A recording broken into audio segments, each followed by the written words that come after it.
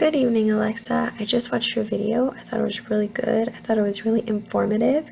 And I thought you said it really clearly and confidently, and you really knew what you were talking about, I thought, which made some of the parts of this class that I have been struggling with a little more clear. So I appreciate that in and of itself. I actually am in a research group right now for kids and adults with autism spectrum disorder and IDD, intellectual and developmental disorders, and just advocating more for them and how counselors can better provide the best services for them, and not just counselors but all service providers for kids with ASD and IDD.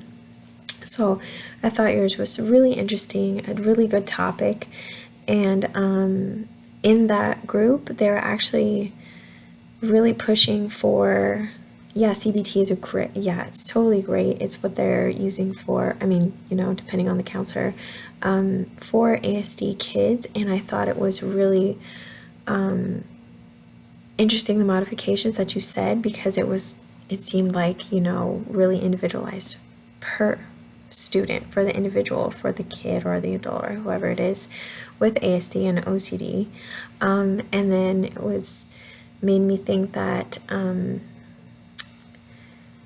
of one of the sources that we had been looking at, talking about how we really need to how people with ASD are way more likely to have comorbid mental health issues like OCD, and how they're actually view them as a deficit instead of a strength, or, you know, instead of just who they are or something to live with, they just view it as something that's shameful, and they're embarrassed by it. So that's really sad, and it just made me think that they can, you know, we need to modify our CBT or our counseling in general to just be more solution focused, maybe with them, or individualized, like you said, client focused. And I think that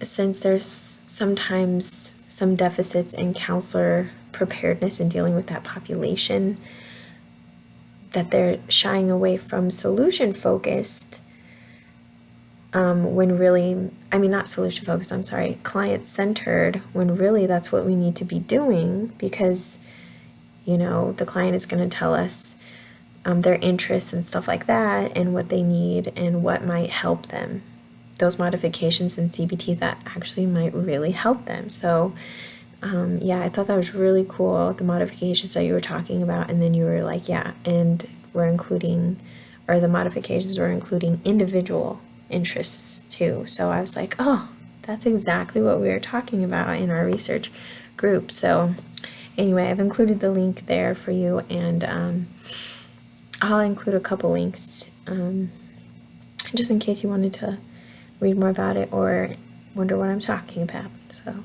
all right, have a good night.